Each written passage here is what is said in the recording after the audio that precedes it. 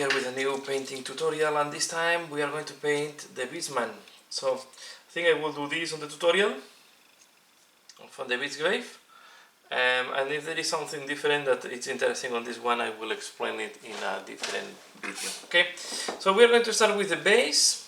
We are going to dedicate the first part just to the base, so you can see how I do it, and then the second part I will start with the miniature. So I will start applying Gorgonta fur on the base. What is the, no, not on all the base, just what will be the sun or the earth. Okay, try to avoid the rocks and the leaves. And I will apply there. So I will apply the Gorgonta like that.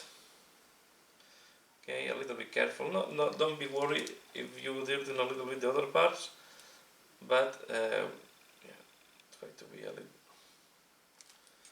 We are going to apply. So important thing, I go for a quite dark, earthy color because I want this to look like humid, and when the sun or the earth is humid, it's wet, it's darker, and as this is quite full of organic elements because we are in the Beastgrave, okay? So it's going to be quite dark. So this is why I start with this brown, and then we are going to make it even darker. So we apply like that, and then once we have applied, I wait that this dries. Okay, next step, I'm going to use mud green to paint the leaves.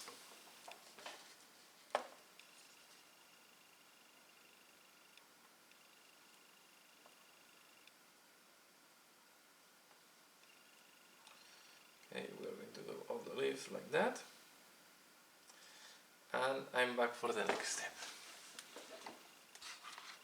Okay, let's keep working on the base, and what we are going to do now is I'm going to take agar dunes and I'm going to do these stones. Okay, and don't be, I'm not too careful if I have dirtied the stones with the previous brown. I just apply this one. Okay, and again, if it's leaving lighter or darker, I don't care too much. Okay, so here just the idea is to put it there to make the stones. You can see here the brown went up. I'm not too concerned. Okay, we put here. And this is cool, so this is a stone. I want to do this type of color of stones, less greenish, more brown stones. Good. Next step now, Willwood contrast, Willwood brown. Okay.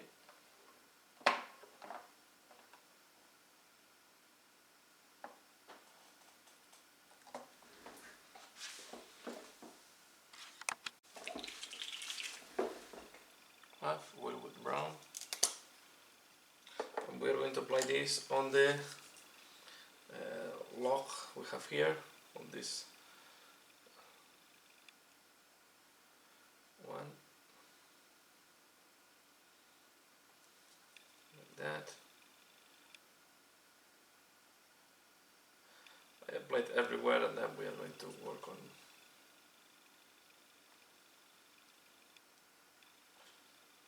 It's a very nice color for bark, this Willwood brown.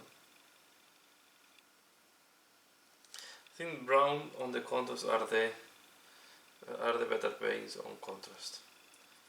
Okay. And now I will with this device because I want to do the skulls, and the skulls are too close to the stones, so I wait that this dries and I'm back for the next step. Okay, next step I'm going to use Ushapti bone, and I'm going to paint, Ushapti bone is this one, okay, and I'm going to paint the skulls and bones that we have on the base.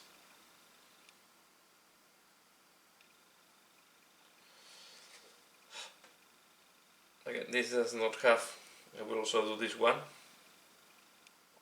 that I was playing with the agaros, but it's not a problem. Okay, so I will do them all. For example, this one, what I'm doing is I'm leaving the eyes in black or in dark brown. Okay, but this one I have to do the eyes because they are still on grey. So I do them all and I'm back for the next step. Okay, next step, I'm going to use, sorry, I was taking the wrong miniature. I'm going to use a dark green, okay, from the contour paints. Because I want to give a green touch, but without being too obvious. So I'm going to use military green, and I'm going to put this on the lock. Okay, if you have seen a humid forest, that is what I'm simulating here, the logs, all this, especially the bottom parts, are completely green. So we are going to apply this, and now we are going to put everywhere. Okay, I'm not caring where it goes. I just want to give this green touch to everything. Okay, I mean all the log. And I'm going to apply the same on the plants and leaves. And if I touch one of these rocks, let me show you what we do. So I can take and touch a little bit on the rocks as well. Okay, to give a greenish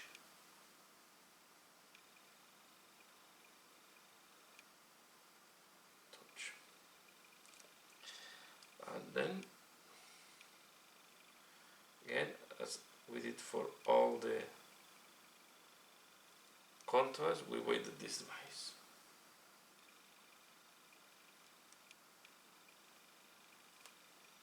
As you can see, it's quite a layer after layer of contours here, but this is what will give. What I'm doing now is adding a little bit of green on these stones, because I want them to look less uniform.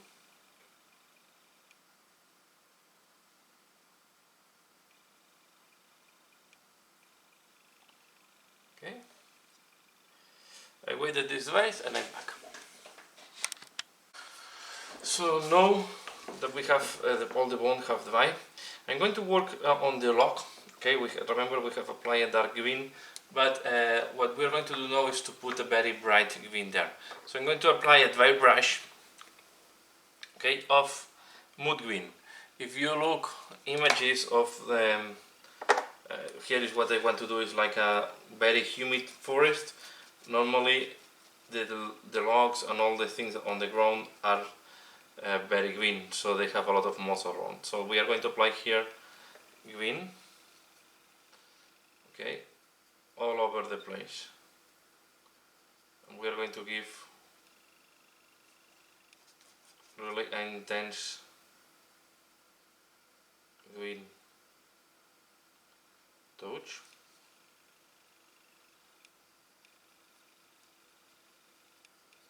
And we can do, if you want, to make it a little bit more artistic, I will only do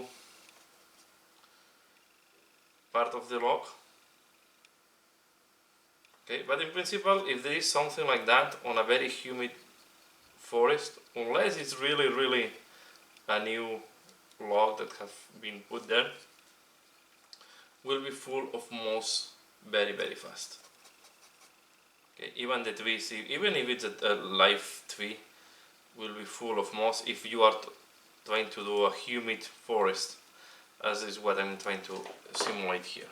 So this I put so much green, very intense green. Okay, you see mood green.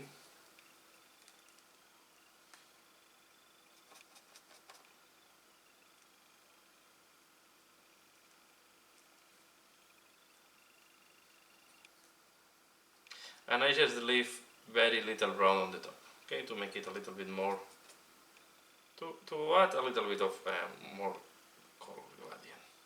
Even the floor will have more green than this one, but let's leave it like that. Okay, we can add a little bit on the stones.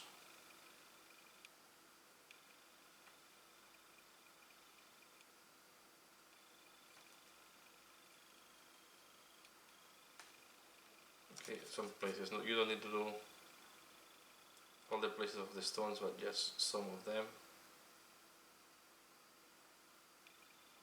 You can also put a little bit on the ground.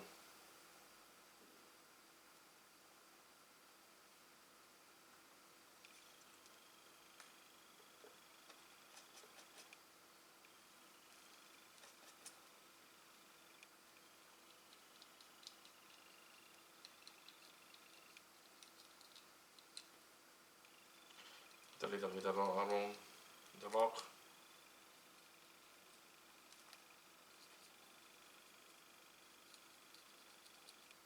Okay, something like that should be enough. And now I'm going to take Build and Green and do a wash over this one, especially on the log. I need to add some color variation, add a little bit of texture and some color variation, some shading. Okay. And now I will take Imax Air Shade and I will do a wash over the skulls and the bones.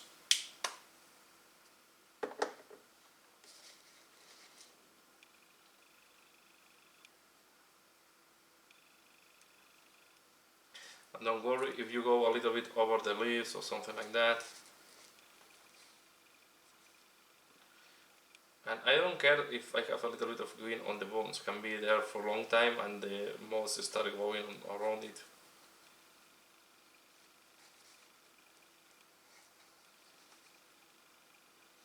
You never know. We are in a fantastic world, right? Okay, now I wait at this device and I will be back to show you how the base looks like.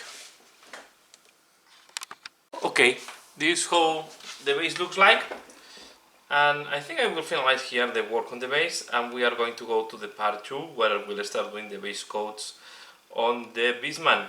So keep tuned and get ready to see the paint job on this Beastman, the leader of the Beastmans from the Beastgrave. Okay, I hope you like this first part. Please let me know what do you think. Give a like if you have liked it, and get ready for part 2. Thanks a lot for watching, and see you later. Bye.